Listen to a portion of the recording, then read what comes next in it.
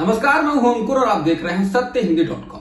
हमें खुशी इस बात की है कि आप हमारे सभी प्रोग्राम्स को पसंद कर रहे हैं और आपसे हमारा रिश्ता मजबूत हुआ है। और इस रिश्ते को और मजबूत करने के लिए डिस्क्रिप्शन में दिए गए लिंक पर क्लिक करिए, जिससे हमारा रिश्ता और मजबूत होगा। आइए अब एक नजर डाल लेते हैं अब तक की सुर्खियों पर।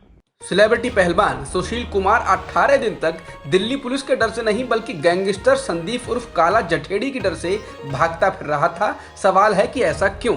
इसके पीछे की कहानी दिलचस्प है। आपको ये जानकर हैरानी होगी कि सुशील कुमार बीते कुछ सालों से विवादित संपत्तियों को कब्जाने और छोटे मोटे बदमाशी वाले काम में लग गया था। इस काम में उसका संबंध अपराध की दुनिया में सक्रिय बदमाशों से हो गया। 4 मई की रात को सागर धनखड़, सोनू और अमित कुमार सुशील और उसके साथियों ने बुरी तरह पीटा। लेकिन अगली सुबह यानी 5 मई को सागर की मौत की खबर मिलते ही सुशील भाग निकला।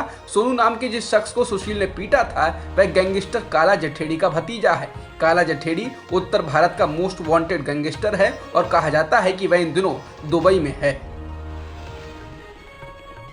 पश्चिमी उत्तर प्रदेश के मुरादाबाद में गोरक्षकों द्वारा मोहम्मद शाकिर को पीटने के मामले में पुलिस ने अब तक 4 अभियुक्तों को गिरफ्तार कर लिया है, जबकि 2 की तलाश जारी है। शाकिर मांस बेचने का काम करता है। उसको गोरक्षकों ने गोमांस बेचने के आरोप में जमकर पीटा, लेकिन अभियुक्तों ने भी शाकिर के खिलाफ काउंटर केस दर्ज करा दिया है। इस केस में जानवर को मारने का गलत काम करने, संक्रमण फैलाने जैसा काम करने और कोरोना लॉकडाउन की गाइडलाइंस का उल्लंघन करने के आरोप लगाए गए हैं।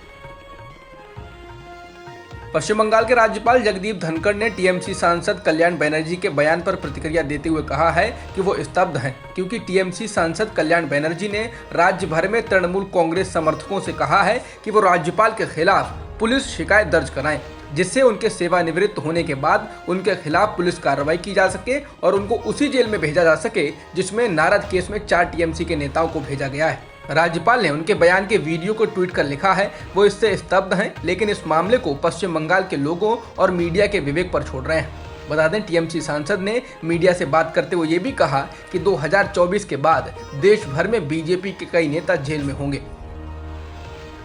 बिना इंटरनेट और स्मार्टफोन की सुविधा वाले 18 से 44 साल की उम्र के लोग अब सीधे टीकाकरण केंद्र पर रजिस्ट्रेशन कराकर टीके लगवा सकते हैं। इंटरनेट, मोबाइल ऐप से बिल्कुल अनजान लोग इस फैसले से लाभ ले सकेंगे। अभी खासकर गांव में टीके लगाने में लोगों को काफी दिक्कतें आ रही थी, वह भी सिर्फ टीके से पहले रजिस्ट्रेशन प्रक्रिया की वजह से। केंद्र सरकार ने आज इसके लिए अधिसूचना जारी की है। इसके साथ ही ये भी कहा है यदि पहले से रजिस्टर्ड लाभार्थियों को टीका लगाने के बाद टीके बच जाएं तो 18 से 44 आयु वर्ग के कुछ लोगों के लिए केंद्र पर ही रजिस्ट्रेशन और टीकाकरण की सुविधा होगी। ये सुविधाएं सरकार टीकाकरण केंद्रों पर ही उपलब्ध कराएंगी। कोरोना दवा की कमी के बीच बड़ी मात्रा में ऐसी दवा रखने के मामले में क्या बीजेपी सांसद गौतम गंभीर की मुश्किलें बढ़ने वाली हैं? कम से कम दिल्ली हाईकोर्ट के सोमवार के फैसले से तो यही लगता है। दिल्ली हाईकोर्ट ने इसकी जांच करने के लिए कहा है कि बीजेपी सांसद गौतम गंभीर ने बड़ी मात्रा में फेविफ्लू की दवाई कैसे पाई, वह भी तब जब इस दवा की भारी किल्लत थी। ये जांच दिल्ली के ड्रग्स कंट्रोल डिपार्टमेंट को करनी है। दिल्ली में कोरोना के मामलों में लगातार गिरावट आ रही है। पिछले 24 घंटों में दिल्ली में 1550 नए मामले दर्ज किए गए हैं और 207 लोगों की जान गई है। वहीं इस दौरान ठीक होने वाले लोगों की संख्या 4375 है। दिल्ली में अभी कुल सक्रिय मामले 24,578 हैं। और दिल्ली के मुख्यमंत्री अरविंद केजरीवाल ने कहा है कि वैक्सीन बनाने वाली कंपनी फाइजर और मॉडर्ना ने राज्यों को वैक्सीन बेचने से इनकार कर दिया है। उन्होंने कहा है वो सीधे केंद्र से ही बात करेंगे, जिसके बाद केजरीवाल ने केंद्र सरकार से अपील की है कि वो वैक्सीन खरीद कर राज्यों को बांटें। बता दें, इससे पहले पंजाब ने भी कहा था कि मॉडर्ना ने राज्य से बात करने से इनकार कर दिया है। भारत सरकार ने कहा है कि कोरोना महामारी की तीसरी लहर बच्चों के लिए अधिक खतरनाक होगी।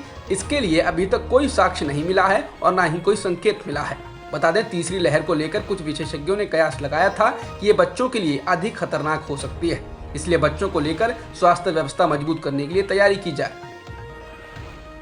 भारतीय कंट्रोल बोर्ड यानी बीसीसीआई ने भारत में जारी महामारी से निपटने में सहायता करने के उद्देश्य से 10 लीटर के 2000 कंसंट्रेटर देने की घोषणा की है। आने वाले महीनों तक बीसीसीआई पूरे भारत में कंसंट्रेटर आवंटित करेगा। बता दें, देश में आई दूसरी लहर में ऑक्सीजन की कमी के कारण काफी लोगों की जान चली गई। सरकार द्वारा इसको लेकर तैयारी नहीं किए जाने का खामियाजा देश को अपने लोगों को खोकर देना पड़ा। कोरोना संक्रमण को देखते हुए बिहार में एक बार फिर लॉकडाउन को बढ़ा दिया गया है। अब इसको 1 जून तक के लिए बढ़ाया गया है। मुख्यमंत्री नीतीश कुमार ने इसको लेकर ट्वीट किया है। मौजूदा कानून के तहत समलैंगिक विवाहों को मान्यता देने की मांग करने वाली याचिकाओं पर तत्काल सुनवाई के खिलाफ केंद्र ने सोमवार को दिल्ली हाईकोर्ट से कहा कि अभी अन्य जरूरी मामले हैं जिन पर विचार करने की अधिक जरूरत है और बिना विवाह प्रमाण पत्र के अभी कोई मर नहीं रहा है। अदालत ने इस मामले की सुनवाई को अब 6 जुलाई तक के लिए स्थगित कर दिया है। अब तक की खबरों में इतना ही। बाकी खबरों के लिए बने रहिए सत्यहिंदी.com के साथ। सत्य हिंदी का ऐप डाउनलोड करें गूगल प्ले स्टोर पर।